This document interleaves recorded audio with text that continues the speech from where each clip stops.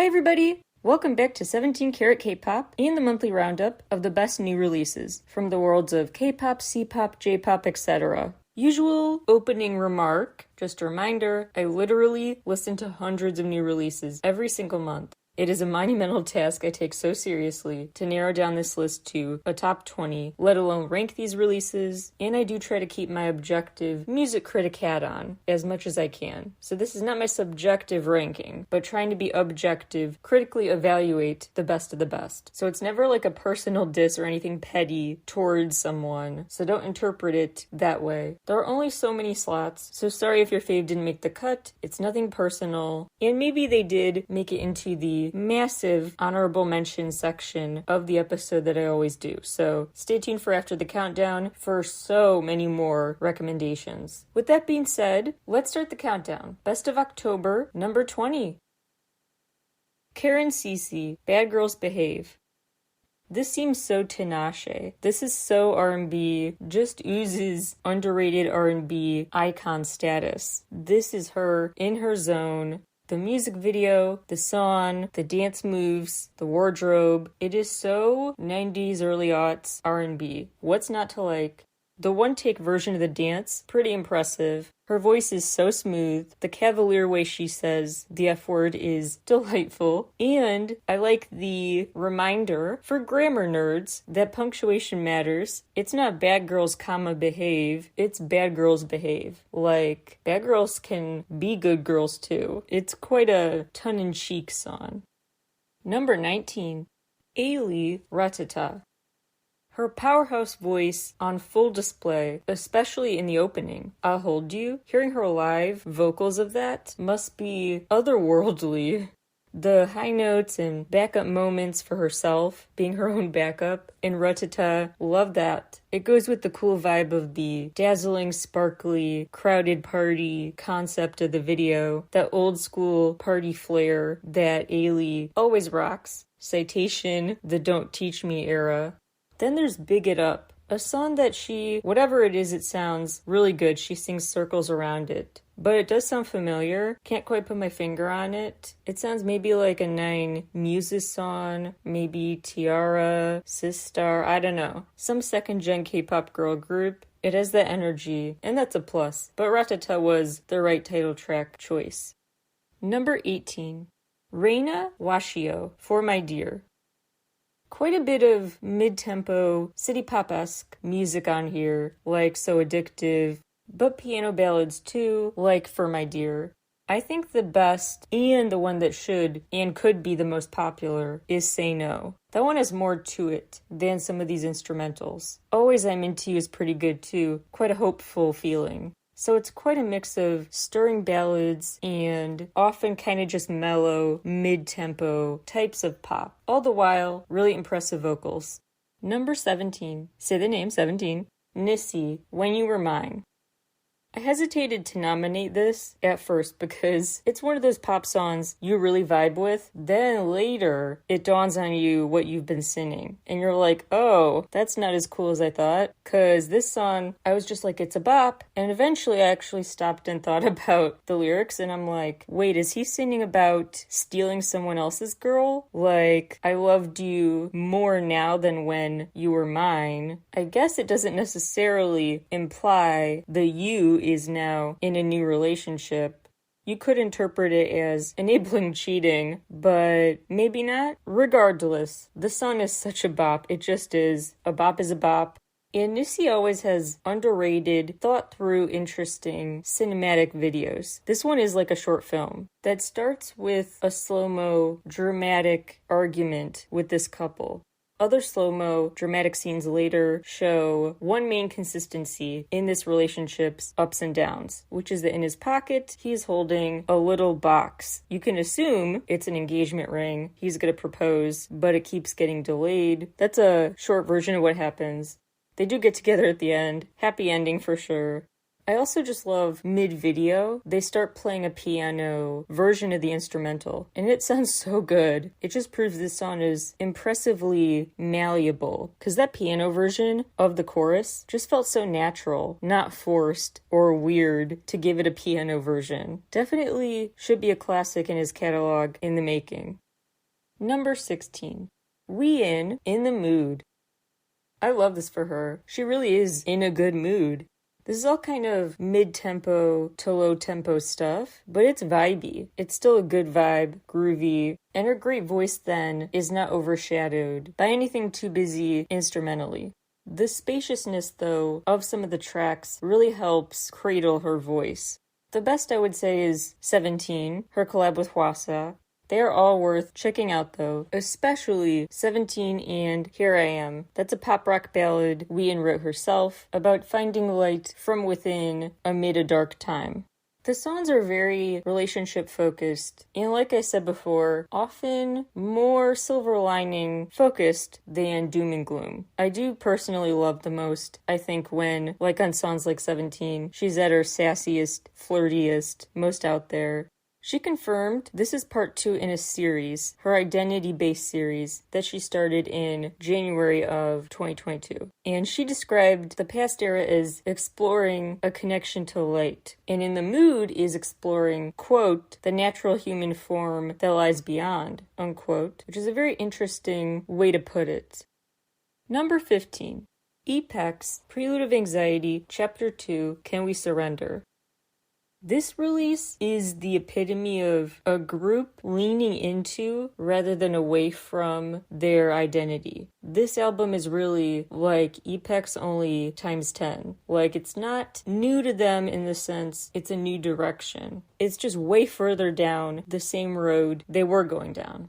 They have very substantive songs about rage, oppression, feeling oppressed, calling for humanity, the state of the world, chaos, inner turmoil, outer turmoil, the angst of the youth. The most haywire EDM isn't Hit the Wall, which is very vocally intense. They have more screaming, more scream-ish metal sound on this album. The Full Metal Jacket title track is a fitting one to represent the B-sides too. Even No Roof, which kind of has a cuter side to them, a funkier sound, is still in that sense of urgency, that state of ready to scream. This is an unchained album. They don't restrain themselves. Number 14. Sunmi, Stranger. Sunmi is so good for spooky season because she does go all out every time, dressed up as a character in every video. And this time is no different. She's a Frankenstein and the mad scientist. She sings about being swept away willingly, going off on an adventure with a stranger she's in love with despite not knowing yet. She just impulsively goes to take a chance with this literal monster. It's interesting on the EP to come between two other songs. After Calm Myself, which is about someone realizing they were actually adding to your stress, not helping you cope with it, so you cut them loose. Then ends with Call My Name, with the song theme basically being, just call me baby if you want. Call me whatever. So it starts out, Calm Myself, then she falls in love with a stranger, and now it's like, just call me baby or whatever you want to call me. And that sense of, I guess you could say, recklessness is present in the video too. She does kind of run off, and the other version of her chases her. Long story short, the video admittedly does not tie up every loose end that I had hoped it would, but the ambiguities are fun. The fact she added so much detail and thought into the story, both the teasers for it, the full-length video, and the epilogue, it's commendable. I would love a part 2, which she might release next Halloween. I can't wait that long, but you never know. But yeah, long story short, this video features multiple versions of Sunmi. One of the quote-unquote normal ones picks up the missing screw in Frankensunmi and puts it in her, and it's up to you to decide how that shapes the future. Creator Sunmi now linked to Frankensunmi in a different way. There are other maid characters who I would have loved more context behind. What I would say is most praiseworthy to me about this era for her might just be, honestly, her acting. She really just becomes this machine-like, robot move, zombie-like monstrosity. Like, her movements get mechanical as she plays the typewriter like she would a keyboard, as she frets about writer's block before having a genius idea to grab an umbrella and let inspiration strike her during the storm when the lightning does. She committed. Number 13. ITZY, Ringo. Ringo sounds so much like Oh Mama by Bling Bling, the super Gone Too Soon girl group. Oh Mama was it. This sounds so much like it. Love it so much. So good. This Japanese release, very much still in the style, ITZY's K-pop style. They didn't change too much for the Japanese release. They went for bouncy classic pop with playlist, classic repetition and sass in style.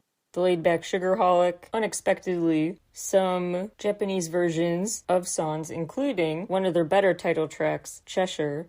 Classic ITZY, love that for them and us, and I love the Ringo video, which has this little girl pictured at the beginning, reading a fairy tale book, the story of Snow White, but the image of the apple she ate and passed out after, died basically, before being brought back to life, that apple the evil witch tricked her into having, a sword shows up. So in the picture the girl is looking at, she doesn't just see the poison apple bitten into. She also sees it transform into a sword. Love that message. Then ITZY come to slay for sure in more ways than one. It's just overall a video that's the opposite of your average expected fairy tale. No damsel in distress here. Number 12. Chu Howl. Such an adorable, animated monster character. Very Where the Wild Things Are-esque. A cute little happy hero monster is the mascot for this era. She basically finds comfort, companionship, and feels saved by this friendly monster. And vice versa. She comforts this friendly monster too. It's like Beauty and the Beast meets Where the Wild Things Are, meets a bit of Monsters Inc., I guess. Sully and Booze type of relationship. A bond is formed that's super sweet.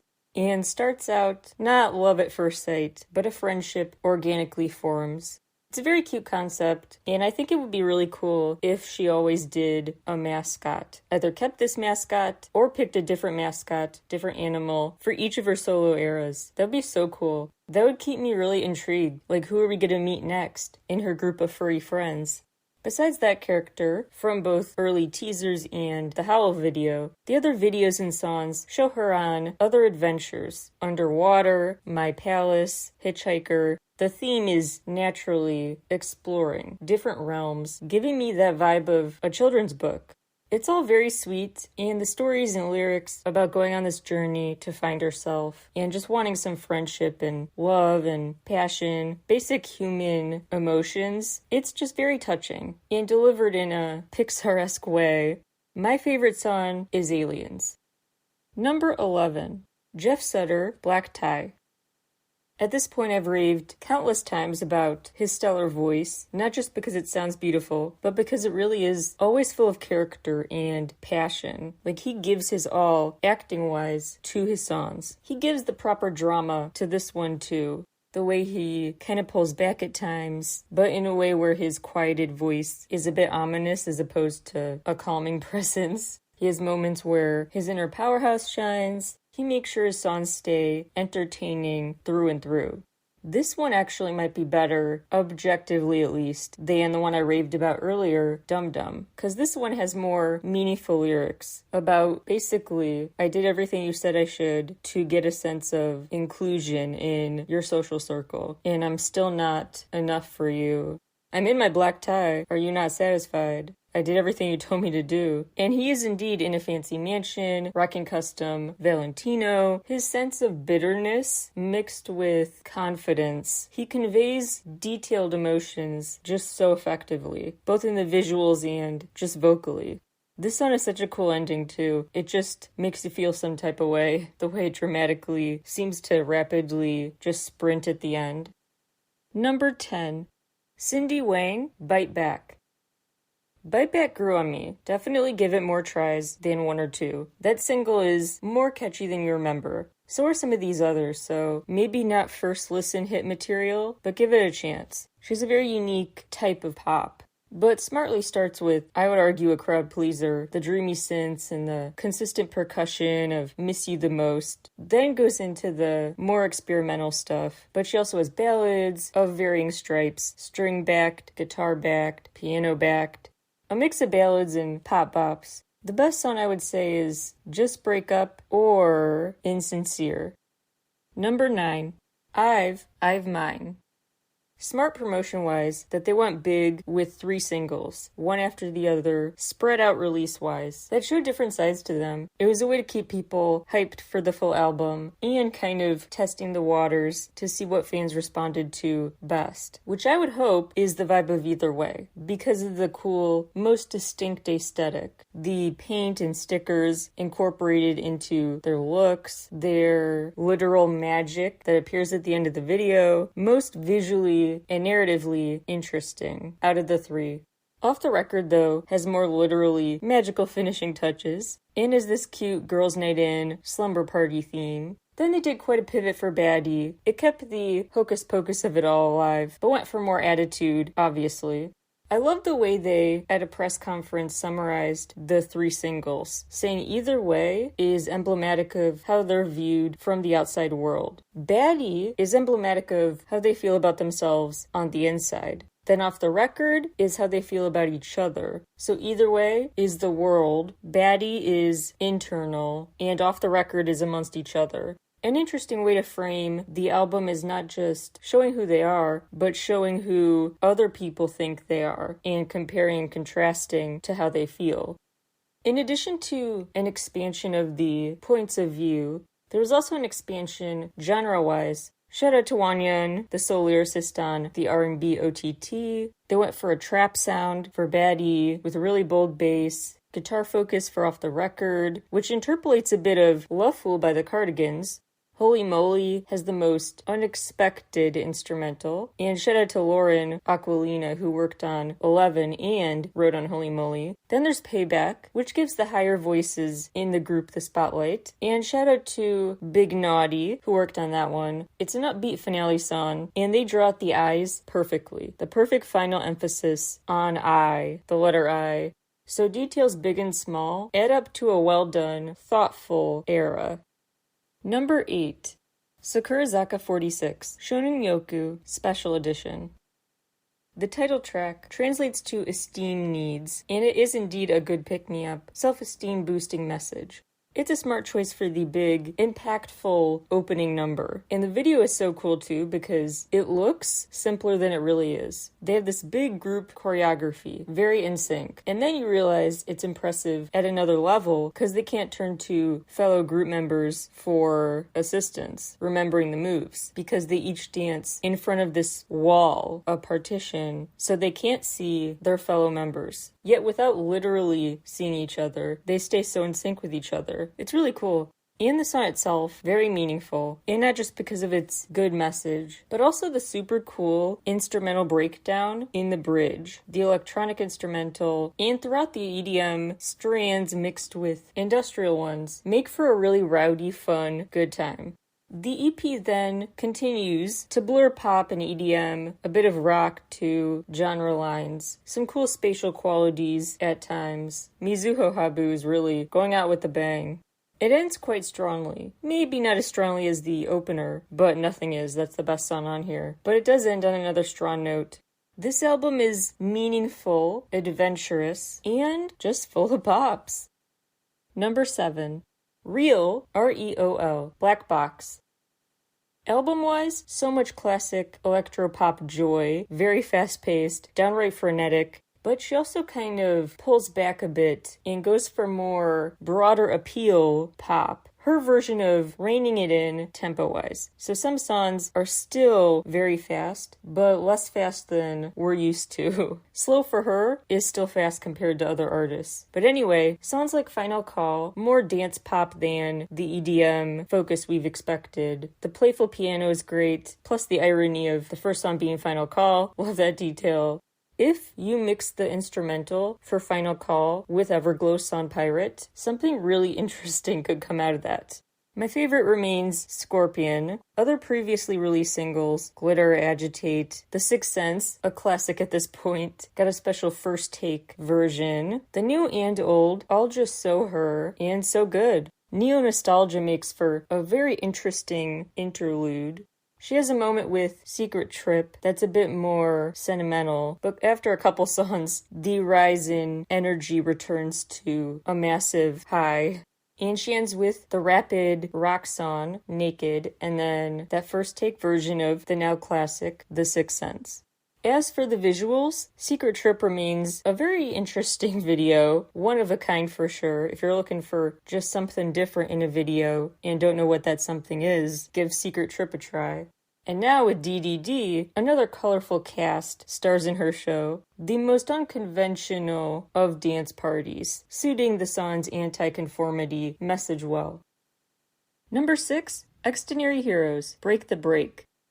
They are so freaking good. I am so glad they're getting more hype now. They've always deserved it. They're just so good. They don't have any skip-worthy songs. They're full of charisma, personality. Their songs are just so memorable, colorful, energetic, for the most part. Some somber stuff, but multiple details that leave you hooked on each song. The post-chorus, pre-chorus, etc. They take advantage of every detail. They make it easy too to kind of visualize fun movie scenes as you listen. They have since Happy Death Day, and now with Freddie, great intro choice. They're also really good at balancing playfulness with angst, like just being enough without overkill. The screaming is not melodramatic, just dramatic enough. They have a cool pop rock formula that's not quite pop, not quite rock, in a lane all their own. So they continue to walk interesting tightropes, stylistically, instrumentally, and like I said, they bring to mind this vivid picture as you listen to their songs. So aesthetically too, they're very distinct. The best song on there, Pluto. Number 5, Taemin, Guilty. Like the cover art, an apple symbolism is pretty apt, not just for the temptation premise, but the fact this hard outer core is then led into a softer interior. There's a better way to word that, but you know what I mean. The album does start with the typical Taemin flair, the drama, the strings. But as the album listening continues, you get to see his softer and more vulnerable side. He pulls back his layers, and it does feel like this is his most free-flowing, naturally flowing from song to song release. His most chameleonic vocal delivery, his most effortless vocal changes. He really just is in a groove that's different from his past eras and feels more natural. He's a really great performer, just with his voice, but with the video too, which is a super cool connection to his past videos. I talked about at length in the Taemin trilogy of episodes, so I won't again here, but you know, the story continues from past videos. Actually, I also talk about the cool alter ego dynamic that's been in his work since before the Guilty era. His use of other selves. I dig into the psychology of that in the episode called Nexus, Naomi Klein, and New Worlds. But anyway, a thought-provoking release done in a way that made it look easy. The best song, Not Over You. Number 4, NCT 127, Fact Check, which I talked about the visuals of, concept video, the teaser pictures, my theories about the whole big picture way it fits into the SMCU, the fact check video, all of the visual aspects of the comeback I talked about in an episode of NCT Talk. What I didn't yet though is just the album itself, and that is of course very impressive too. They continue to really work with anything. They're so adventurous with their choices, defy genres and subgenres, mix together whatever sounds good, and pull it off. They have quite a magic formula not every artist could pull off. So this one-of-a-kind collection of songs ranges from pop-punk like Angel Eyes to the Afro beats, plus a synth loop on top for Fact Check, the mix of rapping and kind of a laid-back feel to Parade, another feel-good song with call and response and stuff, and a wild instrumental in Yacht. Some big Mad Libs energy in a good way. Like they were just on the fly, fearlessly choosing whatever sounds and words seemed to fit. And they have a natural ability to pull that off. Shout out to Taeyeon and Mark, who worked on Misty, Love is a Beauty. Tail worked on that too. They have more emotional, romantic songs. But then again, totally different flavors too. Songs just about being confident. It's a classic NCT smorgasbord. I love it so much. Number 3, DPR Ian, Dear Insanity. Check out the episode called DPR Ian's Cinematic Universe for more, as well as the essays on my site and on Substack about this DPR Ian era. I've written extensively about how just enthralled I am about it. It's such a cool story that draws inspiration from The Wizard of Oz, The Corpse Bride, and other movies. It's spooky, but in a campy, fun way. I've used this phrase before. When talking about his work, I go to the phrase aesthetic amalgamation often, because it is spooky, but it's also very action-packed, action movie-esque. It's got superpowers, it's got glam rock vibes, it's got mystery, it's got a weird reverse chronology, depending on the alter ego. One alter ego, his story played music video-wise, chronologically, but the release for this new alter ego we're seeing, his story is backwards. I break it all down in the writing and episodes. But yeah, a master storyteller with such a unique, creative vision. Definitely worth watching everything DPR Ian does. The instrumental that just goes off beyond belief is Welcome to the Other Side. Number 2, TXT, the name chapter, Freefall, which I talked about in a standalone episode. It blew me away, much like TXT's name chapter Temptation Era, which also got its own episode, actually a 2-part episode. I also talk a bit about the meaning within this new album in a recent episode I dropped about the Starseekers webtoon and the many parallels you can draw to TXT's themes. Really powerful story about basically growing up and finding the brightness amid a dark world, finding sources of personal magic in Neverland, redefining magic in reality, and finding peace with reality, not in perfecting it, but in learning from, discovering how to appreciate its imperfections.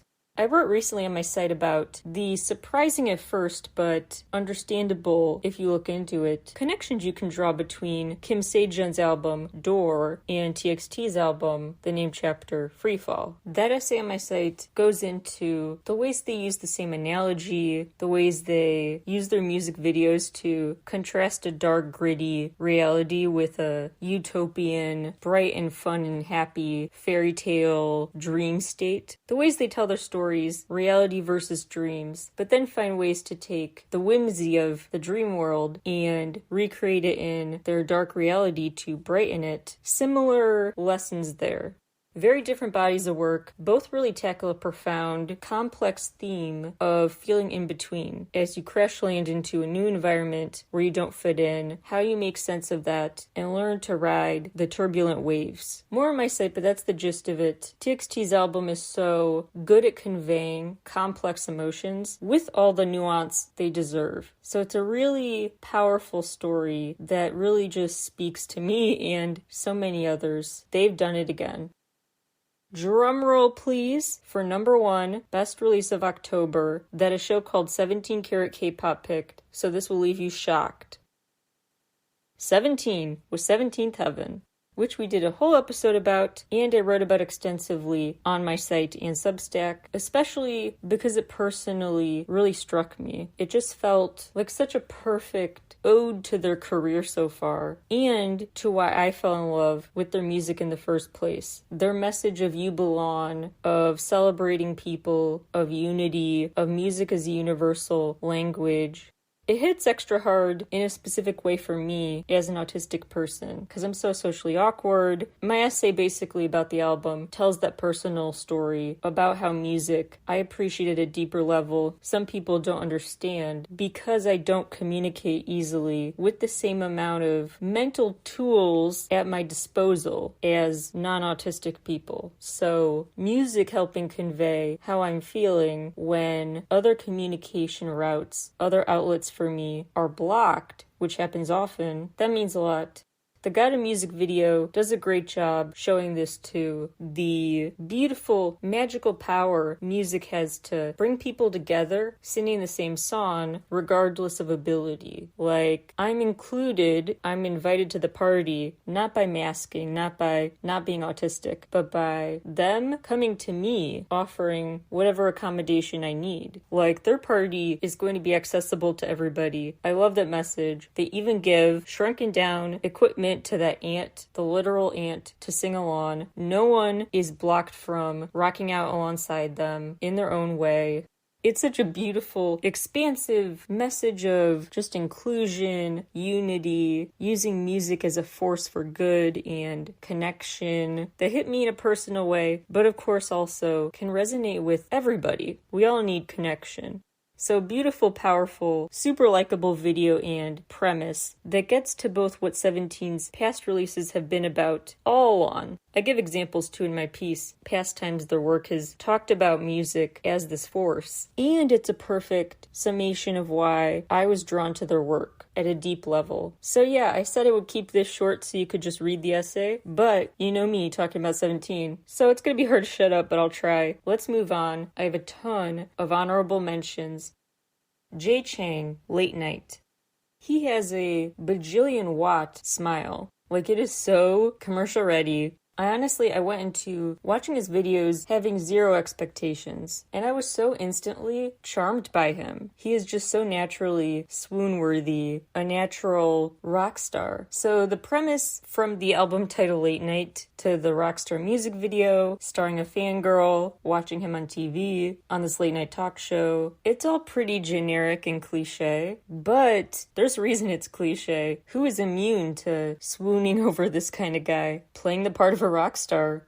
It is also refreshing that in the Rockstar video, the superfan is kind of fixated on him, watching him on Late Night, but she's not viewed as like this obsessive. She's not portrayed as this stalker or this obsessive person. She's just in love with him, but they don't really portray fangirls in this negative light that we've come to expect they're portrayed as. Like, for comedic effect, ill-intentioned or not, often the fangirl depiction would be more hysterical. This was more not negative, just showing something different. It was refreshing. So yeah, very much I am just blushing about Jay Chan's release. I'll Be There, Up to You. Yeah, even the song titles, classic appeal. Up to You is really good, instrumentally at least, for fans of Just B and Alexa's collab, MBTI. I also must recommend, my personal favorite is Rockstar, but objectively I think you must check out Sunlight. It's a sunny song naturally, and it's delightful, it's acoustic, and once again, swoon-worthy.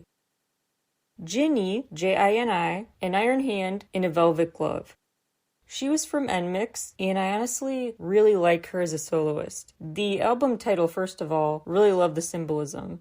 Second of all, I love the creative freedom she now seems to have. And she just seems to have real solo pop girl material, like a classic pop fave. If given the right promo, she could be right up there on US pop radio with other pop queens, the Ava Maxes of the world. Especially with Here We Go Again, that should totally be a TikTok sensation.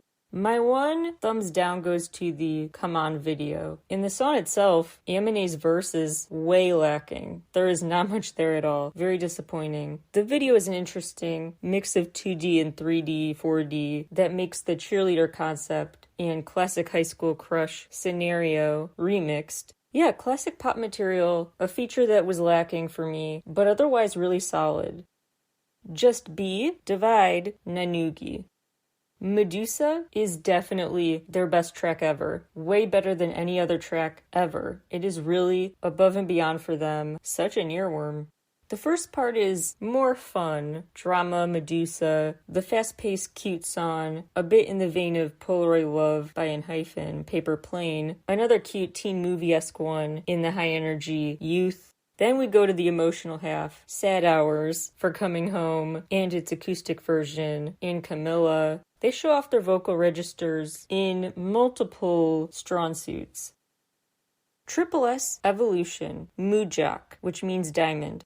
They go from percussion-focused songs like Heavy Metal Wings to rapid synths, group singing in Moto Princess, a throwback feel to 37.5, which I think will or should be a fan favorite. They have quite a variety. Rodanthe is kind of reminiscent of Twice's early days. There's probably a song for you on here if you are a pop music fan. That's the bottom line. Moto Princess is one of the stronger ones and definitely has a bit of the same energy as Air Force One by Odd Eye Circle. Shout out to Monotree, who was heavily involved in making this. Previously, Monotree was on works for Super Junior, Red Velvet, Girls' Generation, NSM Entertainment staple. Triple S I do find really worth paying attention to if you're into the music industry, watching trends in it and stuff, and just if you're into K-pop and the marketing of it. Full disclaimer, I was a part of their recent press event, so I'm a bit biased to support them, but I will say they are doing something really different.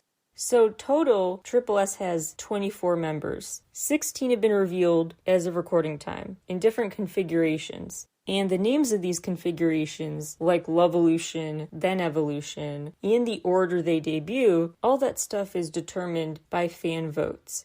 The currency your votes have depends on your in-app token amount, basically. You spend Komos tokens on votes within these gravities, the sessions on the app. You can also vote on title track picks. It's all fan-created. The presumably accidental but a little funny downside to that is that if a comeback flops, they can blame the fans. This strategy is continuing to interest me because these subunits do have both common threads that fans clearly like, but also differences in the elements they focus on. This subunit, really like how they have this diamond invincibility premise. Not just because diamond symbolism really just gets to me at a personal level as a Carat. Kingdom, History of Kingdom, Part 7, Jahan. The conclusion of their 7-part series. Each member had their own kingdom, basically, and their own chapter of this sprawling story. This is the Kingdom of the Sun time, where they sing some pretty surprisingly happy songs, like Love Song. I'm used to a bit more focus on emotional intensity, which they of course have again, but things definitely are looking up. They have intro apocalypse, but then they focus on the possibility in a new day over the end of the old world aspect of it. I think the first half is the strongest. Actually, never mind. Sandcastle is really good. But if you're not feeling it, stay the course because X Game is quite different. That one is the most out there, potentially capable of standalone appeal. What's interesting is this is labeled the end of season 1 of this story. So the narrative could just expand, not be over yet. So it'll be interesting in the future what their comebacks look like with maybe some interplay between these 7 realms. This is definitely board game worthy. Ghost 9, yes, they are back. Arcade, Zero, and the main track Ruckus, which has this surprising bass line, and a video with a very specific to them aesthetic. Playful and glow-in-the-dark focused, full of literal play, so playful literally. They are back and as buoyant as ever with their energy. Big Apex energy in BOMC, another funky bass in Rolling Stones. They have a more typical synth pop song in Love Parachute. This is a solid return. Alright, are you ready for a massive lightning round of even more honorable mentions? Paying subscribers get this list for free, 17caratkpop.substack.com, but you can all get out a pen and paper and prepare for just a big amount of recommendations. Yoasobi released the book 3. This album I found kind of inconsistent. The interludes are my favorite, even though they don't really tie together the different chapters of the book. It's kind of disjointed, but the very distinct directions they were going make the interludes the most memorable. There's an interesting gothic operatic feel to Worship, and then Awakening has this cool frenetic pacing, this haunted house vibe mixed with distorted EDM. Their layered production, at its most adventurous, ends up being the best. La Pomme released a beautiful album Poem that just shows off their incredible deep voices. Beautiful, deep, dramatic voices. They're very classically trained, and together their harmonies are just chill-inducing. Definitely for fans of Forestella. Heejin made a solo debut with K. There is quite a heavy synth focus, but she does have jazzier turns. She turns down the tempo for Video Game, Nokia. I think she ends with the best, Addiction. Really good layered vocals, playing up to her vocal strengths with the synths. It's the most well-crafted. And her title track, Algorithm, has such a cute video with cute Luna member cameos. It just has extra unique meaning as an orbit. You see all the fellow Luna members with her, so it's no longer about, I can't get you off my mind because of my social media obsession. It's also like, I miss you guys. Speaking of sweet stories, Niju released their first K-pop EP, Press Play, with the 3 tracks each getting their own video. The full-length video for Heartress is the cutest, very high teen, with an interesting metaphor. A game of Tetris is what they compare their crush to, who in the video is Stray Kids member Felix. Speaking of high teen, wholesome cuteness, Unite released Bit Part 2 with a lovable schoolboy charm to the Love It video, classic boy band material.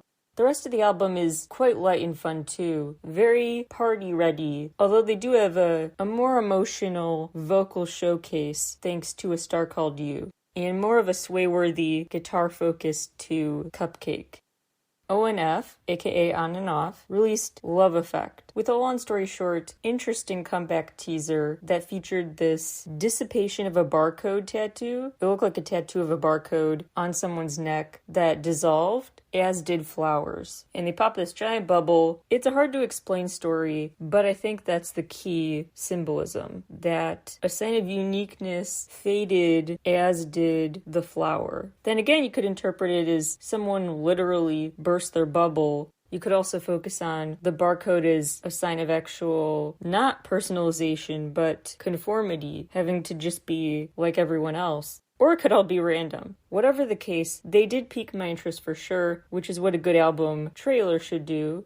And after pulling you in with that ambiguous teaser, then they got your attention to focus on the raw talent, with their voices really shining, doing circles around Wind Effect, Arrival, an extra unique vocal flavor in Dom Dom D-Ram. Shout out to MK and Wyatt, who worked on that one. And Wyatt also worked on 2 of the other tracks.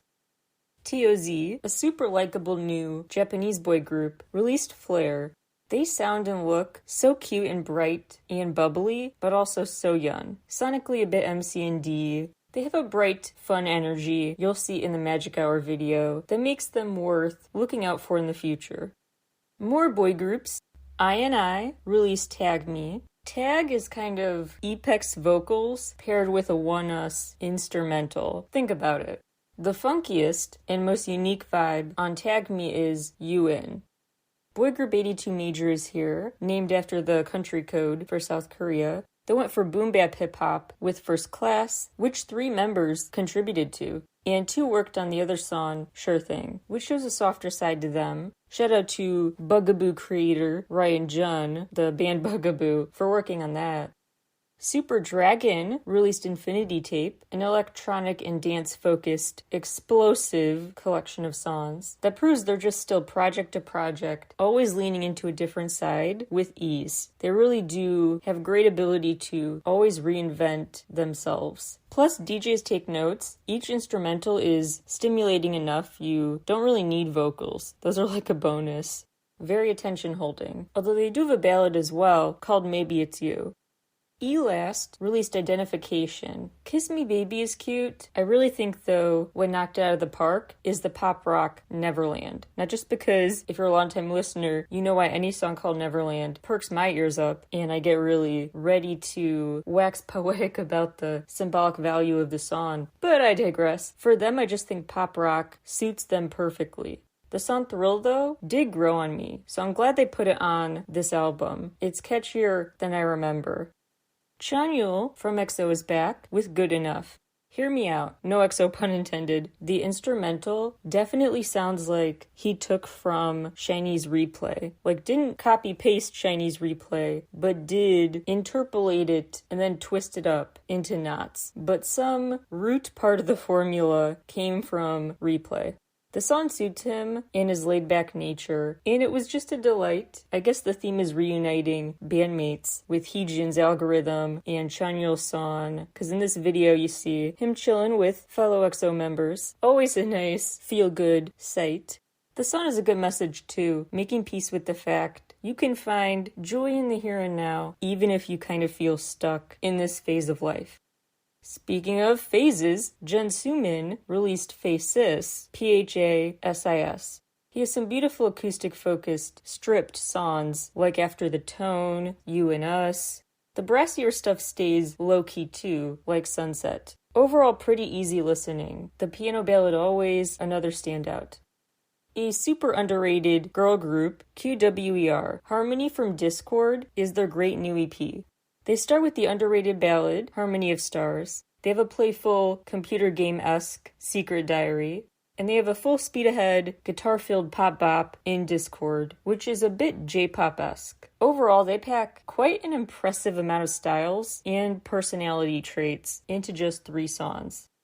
ID Earth continues to impress me. Such an underrated, beautiful, distinct voice, and just visually an interesting story. Albeit not as interesting as some of her past music videos, she does have an eye and an ear for just bringing to life something special, something musically not seen elsewhere. Girl group Light Sum is finally back with Honey or Spice. I have to say this, they definitely do offer different flavors. The best is Light It Up. The Oh My Girl-esque Whoopsie is cute. They have a piano ballad and Candlelight. I would say, though, most memorable to me about this comeback is, well, the fact they had it when it felt like it was so long, I thought they might have broken up. But also the B-side, Light It Up, and the highlight medley video. Really cool scene setting throughout it. Vicky Blanca released World Fly, and that song is pretty good. I don't know why, but I just know theater kids will appreciate the vibe of it. World Fly is a theater kid song. But the best, I think, is right before that, Revolution. It's the most OST worthy for sure. It really does get good, better in the second half, this EP. G-Idol dropped their first English EP, Heat.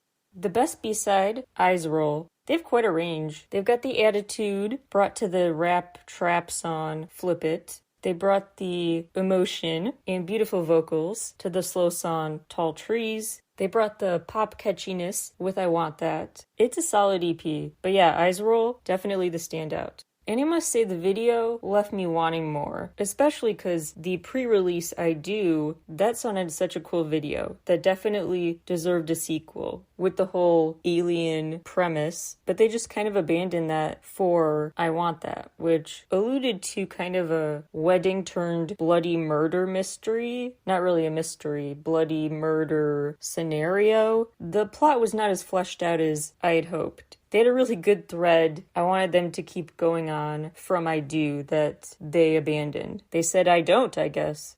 There's so many cool cinematic comeback trailers that came out in October. Some track videos for Wavy, Pop and Love became my early favorite. Stray Kids Rockstar era is upon us. The comeback trailer proved it.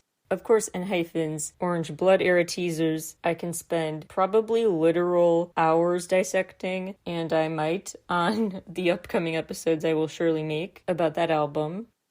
Unknown Kun has a cute new song, 4 Minutes, which has a very cute pop-up book, cartoon-inspired, hand-drawn-inspired, just adorable all-around, knight and princess-themed music video to go with it. I'm usually not a huge fan of remixes, but I'll admit David Guetta knew what he was doing with 7, and the MK remix of 3D, not bad either, both Jungkook singles. The best OST of the month, I might have to pick Undercover by Suzy for the Duna soundtrack. The return of Suzy, always great. The return of the fierce side of Suzy, even better. Rock group 10 Feet have a new single that is kind of like High Tension. If you like the duo from Korea, High Tension, they do similar things, moves with their synths. Also tons of percussion though, and guitars. It is rollicking. It is so good though, so full, so well done. New covers worth hearing include Theo's cover, Theo from P1 Harmony, of Taeyang's song Seed. And for the cute melody project, Chaeyeon from Twice covered Weatherman by Eddie Benjamin. Chaeyeon also recently featured on a Claire and Coco remix of Popstar. Honestly, it's not my cup of tea, but I like that it's out because I want people to hear me out. It totally sounds like, before Chaeyeon's part, if the Kardashians had a single. Like, if they released a song, both vocally and just like thematically, they would release that song. I'm just saying. Do with that what you will. Girls Squared have a new single. The title translates to witch, W-H-I-C-H. It's a lot of fun, lots of tambourine. It definitely would not sound out of place on the same playlist as Love Me Like This by NMIX. Sean released the Japanese version of Way Back Home. Just a nice reminder, that song is stellar. Thai girl group For Eve released Not Kidding, which is so them. The pink and just overall glam, cute aesthetic, the dream house aesthetic of the music video, this it girl, I'm better than you, out of your league attitude, the refusal to be taken advantage of, that girl power ethos, they just channel it so well. Not Kidding is once again in that repertoire. March, MRCH, released Oh Life, a nice EP, but she should have made Sunlight the main single. Speaking of lovely voices, Seo Actor is back with another lovely one, Everything Everywhere, All at Once. Gang Parade released a spooky season approved EP, The Night Park. Endless Nightmare Story was a smart pre-release choice. Sudi released an R&B EP, Call Me Love. If you like Dream by Suzy and Baekhyun, you'll like her collab with Zimin, Gummy Bear. Another notable collab, Kwon Eunbi and Paul Blanco, with the city pop Like Heaven, that has a nice summery music video to go with it. Luna member Hasul is back with Plastic Candy. This release is about someone who is not the fulfilling crush you could pursue, just an empty suite. A long-term benefit of their consuming your mind, not there. So it's a relatable feeling, and the style of the song fits her voice particularly well. Vanilla Air have a couple new songs. Bye is a standout. They're definitely for fans of The Rose. ATOB member Youngkyu covered Treasure's song Darari and sounds super sweet. AT's member San released a performance video set to Imagine Dragons' Warriors, and the acting, the facial expressions, 10 out of 10, and the performance does move place to place. It's like one giant, extreme, so you think you can dance number. In time for Halloween, Ballistic Boys released the Miku mix of Ding Dong. And I bring that up not because I love it, frankly, but it sounds like a rejected AT song. The Miku mix, hear me out, try it out. Doesn't it sound like a rejected AT song? Do with that what you will. I know I said the best OST of the month. That award goes to Suzy, but second place is definitely Yon Yon. She released SOS, which is ironically chipper and accidentally related to 17, not just in name, but it would fit on a playlist next to BSS's Fighting. The SM Orchestra returned with Growl, EXO's song, in an orchestral form, which I thought they did quite well. Yisun released Scented Things. The highlight medley is visually just so pretty. Bibiana, with a stellar underrated voice, released A-side and B-side versions of Vision Getting Blurred. Queen's Eye proved This Is Love is a cool throwback style for them. Big throwback girl group, classic energy. Hwasa showed what she's got, attitude-wise. Attitude in spades for the video and song Chilly. NCT New Team released Hands Up. It definitely does sound like an NCT song, but a safe debut, or pre-debut, whatever we're technically calling it. Like, not with 127's trademark weirdness. It's not an oddity song. It's a, like I said, safe choice, but still nicely done, and they are quite a likable, adorable bunch. POW, the new boy group, released the Favorite EP, which is really solid, but I do think the best song on there is one I shouted out earlier, the earliest release, the song Favorite. Lando's VR of Hades is quite an eclectic mix of instrumentals that goes with the conceptual realm he's in, with song titles referring to optical illusions and stuff. Lastly, Boy Next Door released a video for my personal favorite from their new EP, a video for ABCD LOVE.